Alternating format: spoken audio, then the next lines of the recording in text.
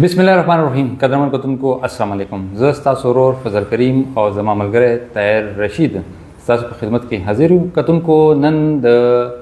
نسیم افریدي سابقه ځلي ناظم چې کوم و دغه له طرفه یوه جرګه رابلل شوې وه. جرګه مقصد دا و چې په کوهاټ کې کوم د ګیس لوډ شیډینګ روان دی یا د بجلی لوډ شیډینګ روان دی، په دې باندې خبرې اترې د مختلفو علاقو خلک چې کوم دي، مشران چې کوم دي، هغوی سره وشي چې هغوی څه لای عمل ورته مخته تیاروي. ځکه چې موږ خلک کوهاټ خلک چې کوم دي دا په احتجاجونو باندې هم ستړي شو، نورو چې کومې هڅې کېږي په هغو باندې ستړي شوي دي. خو اوس د جرګې د لارې دغه مسله هوارولو کوشش دوی کولو، خو جرګه د بد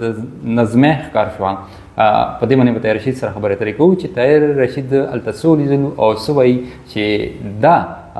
یو ښه ګام و چې نسیم افریدي کوم اوچت کړی و، د علاقې مشران یې راغونډ کړي وو. خو چې کوم منتخب شوي ټیکټکران دي، موږ ورته دا وایو، هغوی له وجې د جرګې چې کومه دی لغنې ګډوډه شوه. طاهر بهي السلام علیکم. وعلیکم السلام. ستړی مه شه طاهر، جرګې نه راغلی ستړی به ومې. او څه مو وکتو نن جرګې کې؟ جرګې مقصد څه و؟ جرګې کې څه قسمه خبرې وشوې؟ اول خو داسې ده چې نسیم افریدي پخوانی ځل ناظم ډېر ښه ملګری مو ده، هغه یو ښه کوشش و په دغه موضوع باندې، ځکه چې هغه سره په لاس کې د ټایم کیس نشته. ټیک دی، ترې ایم پی ای دی، پارټۍ حکومت دی، خو هغه سره په خپل لاس کې څه هم نشته. نو هغه وس کې چې څه و، دا هغه یو ښه کوشش و، ښه دغه چې کوم ګیس کم فریشر دی یا بجلی لوډ شیډینګ دی، هغه باره کې خلکو سره د یو جرګې په حیث کوم دی و غونډه روبلې و،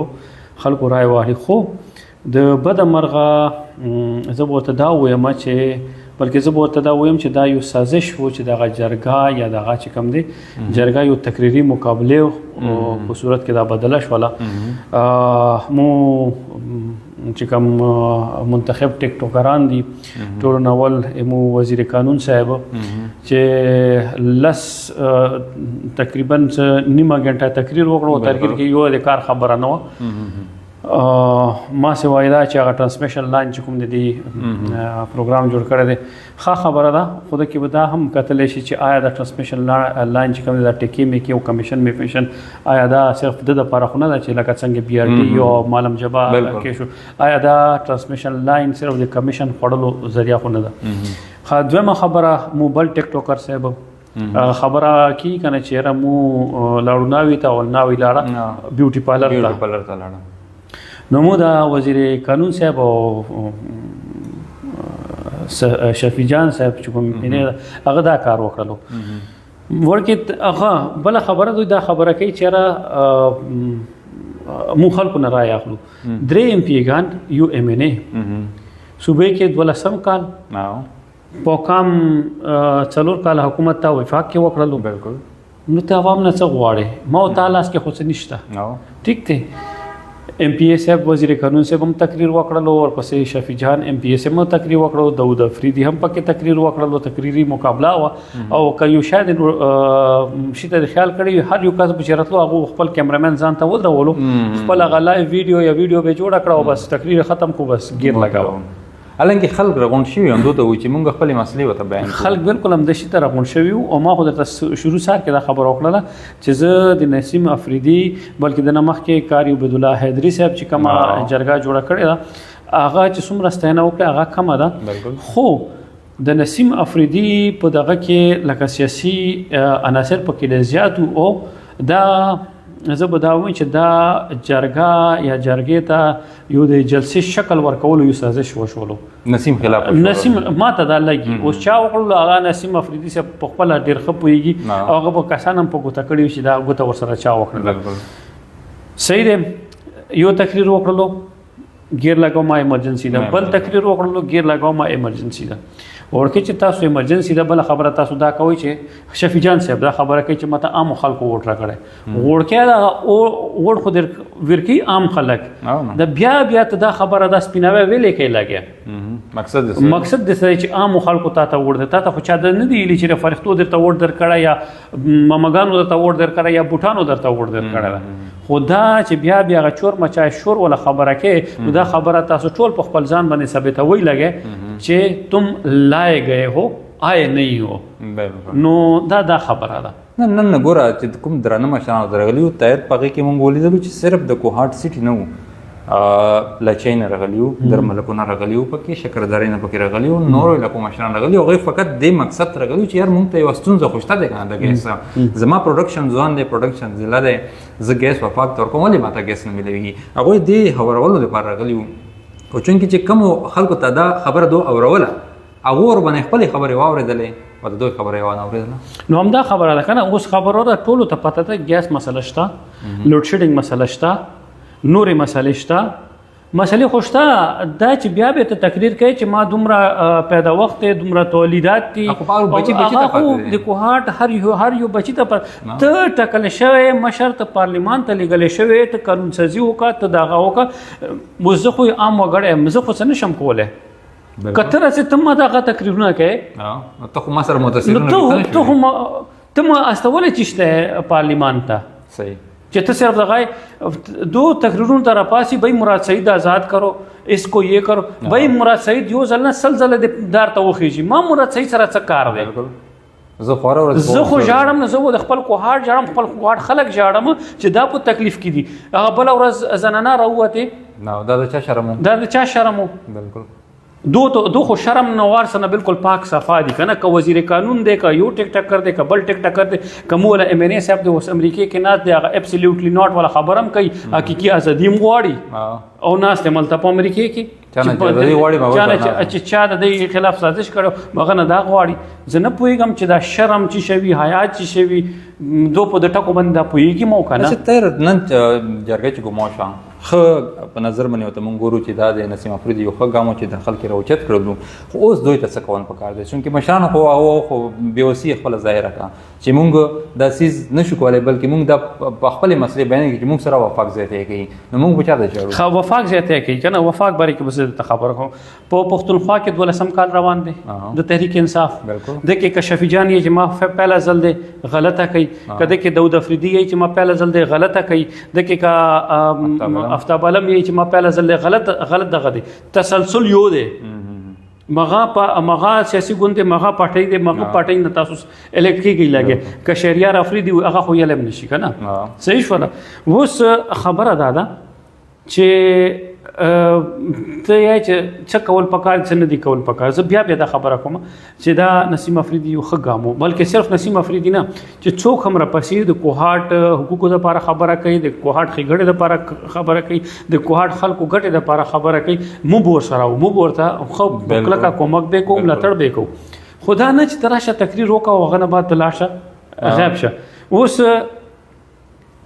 زیاته تا سره وفاق کوي لاګه 2013 نه 2018 پورې دا چې په صوبو کې تا حکومت وو په مرکز کې نو لیگ حکومت وو یا د پیپلز پارټي حکومت وو صحیح فل هغه نه بعد 18 نه 19 دا په کم څلور کال چې تا حکومت د کې خود تا تحریک انصاف حکومت وکنه د کې یو دغه د ماته راپاسي او ماته د خبره جواب راکړي چې چا د عمران خان نه چا د وفاق نه تاسو کړی چې د ما ان اف سي ایوارډ کې څومره حصہ دی هغه ماته څومره ملا دي د بجلی منافع ماته څومره ملاوه ده چا ته غوښتل شوله نشوته غوښته او چې دا پښتنه دونه کې دوی چې نه دا ذاتيات کوي ته یو خبره زه ته دلته په ریکارډ کوم په جار ورته کوم چې پاکستان تحریک انصاف په شمول هر هغه یو ګوند چې هغه غواړي چې د وفاق کې حکومت راشي دوی وزیر اعظم جوړ شي هغه وفاق نه خپل حصہ نشي خسته ځکه چې وزیر اعظم جوړیږي تا په پنجاب باندې ته پنجاب خپل وزیر اعظمي د پاره خپل حکومت د پاره خپل اقتدار د پاره نشي خپه کولای ته نه خپل حق نشي غوښتلای د ګنداپور صاحب چې څوک ور باندې هغه چوړو دین او څوک ور باندې دوزمار او څوک ور څه نامې کیږي کله یو دوزولي بٹن بند کر दूंगा بٹن ته بند کم وړ کیا بٹن کو سپورتا ته ملاو نشو بٹن په مونږ بند ها بیا یې چې پنځل رسیدو کې قیدی نمبر 840 آزاد کما پنځل سه هغه پته دي شو خبرونه مونږ اورو او اوس یې چې را مکفن یاره شرم حیا څشتا و کنه زه خو په دنه پوهېږم چې دا خلک بالکل پاک نیکسټ لای عمل څه کوو نو پکار دی نسیم افریدي لپاره چې هغه دا شی غونډې راوړي په هغې کې د کسان انوایټ کړي کنه ګوره داسې دی نسیم افریدي مطلب ډېر شریف النفس انسان دی بالکل مطلب یو جذبه شته اور کې خو یو مشوره به زه ورته ورکول غواړم چې نسیم افریدي چې کوم دی هغه ته پکار دی چې مشوره کوي هغه داسې خلکو سره چې هغه پوهېږي چې دا ما خیرخوا دي او دا ما ښېګړه غواړي نو هغه د پهله مشوره کوي ګوره جرګه الریډي جوړه ده تا که دا شی نوټ کړی وي نو هغه جرګه چې لکه قاري عبیدالله حیدري صاحب ټنل مسلې کې لګیا ده هغه نن هغه ایلیمنټ په دې کې نو مطلب دا جرګه نه یو سیاسي جلسه وه زه به دا ورته پرېږدو ځکه خو زه هم څه دا زه د شي دا چې مطلب جرګه وه جرګې کې څوک مشر نه وي جرګه ټول د هغه د مشرانو یو غونډه وي مشورې ورکړي هغه به د مخکې څوک نه خو دلته نسیم ته به زه دا ویم چې ټول کوم مشران دي دا د راجمع کړي پهله مشوره وکړي هغه نه بعد یو سټپ اوچت کړي که هغه سټپ فرض کا اوس 4-5 کسان چې هغه کوم مخلص خلک دي کوهاټ خلکو دپاره هغه چې ورته مشوره ورکړي نسیم افریدي ته یا قاري عبیدالله حیدري صاحب ته به دا سیاسي چې څومره دغه دي چې څوک تقریر کوي او کیمرامین ځان ته ودرولی وي چې بس هغه خپل فیسبوک پیج نه هغه اپلوډ کړي مسائل برباد کرتے ہوئے بات چیت کرتے ہوئے نو دغه ته به دا خلک متاجن نه وي خده کې یو بل خبره اضافه کول غواړم هغه دا چې دو اوس یې چې له عمل څه پکار دی ټیک دی ګیس وفاق سره دی بجلی وفاق سره دی او نور کوم وفاق سره تړلي محکمې دي هغه ټیک دي خو ته ماته د یو خبره جواب راکړه که د پیسکو خبره راشي تا کور ته میټر کوزولو ته څوک رسي امدا پښتون رسی امدا کوهاټ اوسیدونکو رسی اته ګیس کنیکشن کټ کولو لپاره څوک رسی امدا رسی هغه چې اف آی آر درج کوي چې تا درج کوي امدا پتا پښتونخوا پولیس کټ کوي لګي ته منه کا یو قرارداد پیش کا څه مطلب کا څوک غلا کوي کا څوک کونډیا اچي کا څوک دغه کوي ځکه چې د ګیس بجلی د پښتونخوا خپل پیدا وخت خپل شینه څوک مغلا نه کوي غلا کته نه کیږي هغه 2416 انچ کتر پیپ چې کوم دغه روان دی پنجاب ته او یو بل خبره مو یو بل مشر دی هغه یو مطلب زبوداوم چې هغه یو ډوزه وشتي و شمیم افریدي صاحب